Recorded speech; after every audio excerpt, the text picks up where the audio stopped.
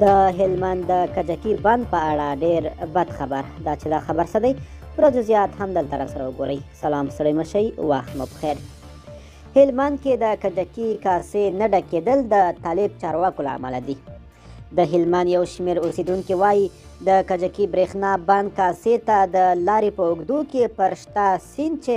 د بابا له غره څخه سرچینه اخلي په زرګونو طالب کروندګر له غیر قانوني اوبو څخه ګټه پورته کوي چې دې چارې د یاد برېښنا بند کاسې د ډکېدو مخه نیولې ده. د هلمند ولایت د کجکي ولسوالۍ یو اوسیدونکی محمد وایي تېره 3 کلنه وچکالي او د کجکي برېښنا بند پر شاوخوا د طالبانو د حکومت لویو چارواکو 200 غیر قانوني واټر پمپونه ایښي دي چې له امله یې دغه ولایت کې یو لوی شمېر کروندګر د اوبو او برېښنا د نشت او کمښت سره مخ کړي دي.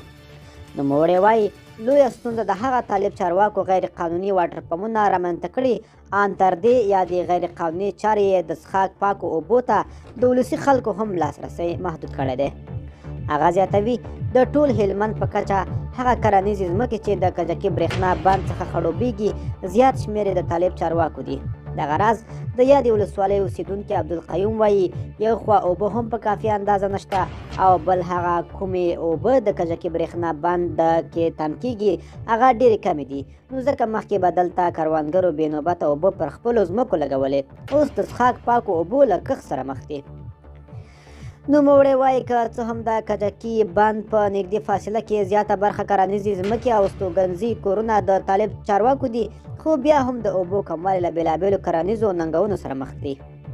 د ده په وینا هلمند په ناوه، مرجع، ګرمسېره او خانشین ولسوالۍ کې هر کال ډېر د ملکي خلکو کرنیزې ځمکې د اوبو د نشت له کبله شاړې پاتې کېږي. نوموړي ویل که چېرته د هغو واټر پمپونو مخه ونیول شي د کجکي بند به همیشه په کافي اندازه اوبه ولري او نه به برېښنا پرې کېږي او نه به خلک د اوبو له کمښت سره مخ کېږي. اخوا هلمند کې د صنعتي فابریکو یو شمېر مسؤلین هم له کجکي برېښنا بند څخه د برېښنا د نشتون پراخه شکایتونه کوي.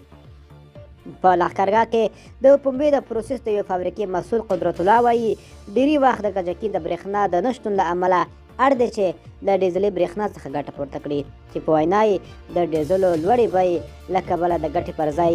زیان کوي.